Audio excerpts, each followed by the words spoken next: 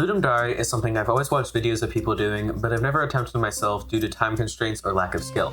This year, for Ludum Dare 52, I finally joined and made one of my best jam games yet. When the theme was revealed, I immediately began planning some ideas for a game.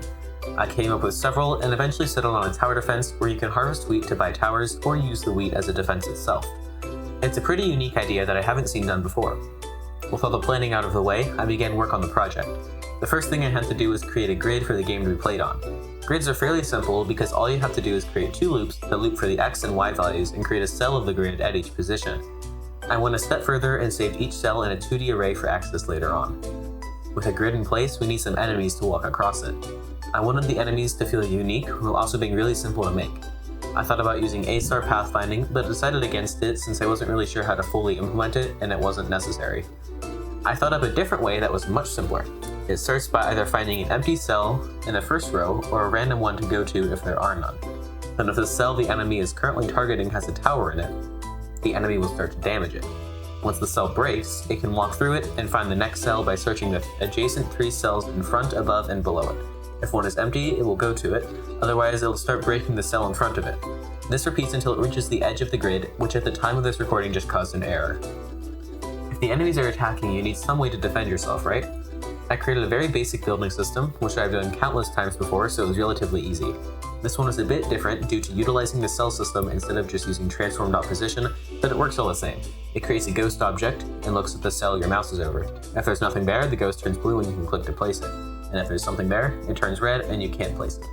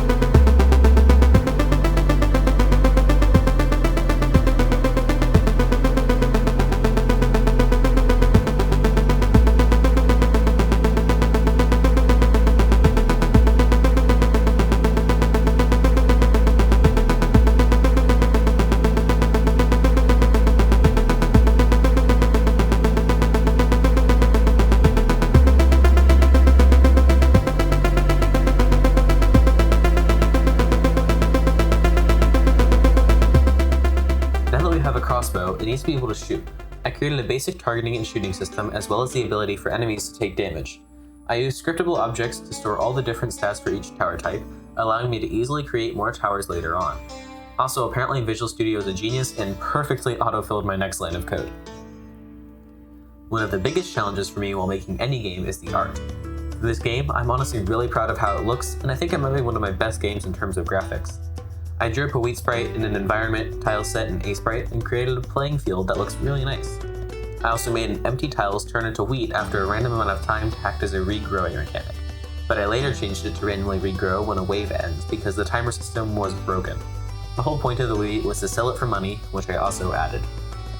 I then drew up some sprites for the enemies. I was originally going for a medieval knight, but when adding the details it turned into some sort of weird goblin demon thing. It looked good enough, so I kept it in. I also gave the player lives, so if the enemy makes it across the screen, you lose a life, and if you run out, the game ends. To make music for the game, I used a program called Jumpbox, which is a modded version of Beatbox. It's really neat, and you can make some video game music really quickly. I messed around for like 5 or 10 minutes and came up with this medieval-y music.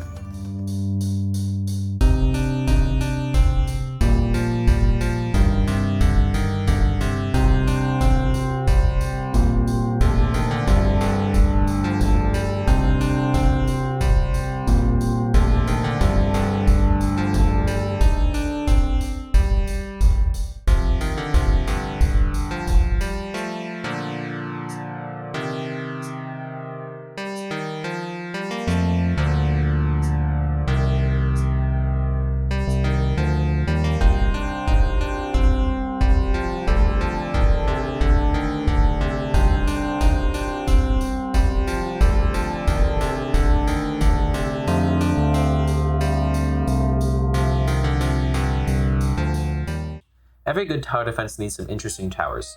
In total, the game has 6 different placeable towers that are all different in some way. After the crossbow, I made a cannon that shoots cannonballs a little slower than the crossbow, but packs a bigger punch. I also added walls to act as a better defense than the wheat, but it doesn't do anything. The 4th tower is a bit strange, and I'm not really sure what it looks like. Maybe an overturned cauldron of sorts? Basically, it shoots poisonous fog clouds really quickly. They move pretty slow. The most OP tower in the game is the flamethrower, costing only 125, but having an insane attack speed and projectile speed as well as some pierce. You would think the most expensive tower would be the best, but due to lack of playtesting and balancing, the game was extremely easy when released because of how overpowered the flamethrower was. Speaking of the most expensive tower, I created a medieval Gatling gun of sorts that costs a lot, shoots really fast, has long range, and it is generally a good tower. I tried making it the equivalent of the Super Monkey from Bloons Tower Defense. It didn't do as well as the flamethrower, and for almost 500 more it became a useless tower. I wish I had time to add a few more and do some balancing, but the game still came out good in the end. A good tower defense game should also have different types of enemies. I once again used scriptable objects to make 3 enemy types that show up progressively throughout the game. There's the basic enemy, the strong enemy, and the equivalent of a Minecraft baby zombie. They can all be beaten easily with, of course, the flamethrower. After all that, this is the game right after the submission. It has gotten a decent amount of polish, a menu, 3 different map sizes, etc., but still no balancing. Flamethrower spam was a way to go. Really not that fun due to lack of difficulty and strategy. To fix this, I began work on a small post-jam update to improve the balancing and add a new, stronger enemy type to add some more diversity to the later levels. With just a few simple tweaks, the game was much more difficult and fun. And with that, I completed my first Ludum Dare. It was a blast, and I hope to do another one soon. I definitely think my pixel art skills improved, if nothing else, which is a great skill to have. So thank you for watching, and I hope to see you in the next one.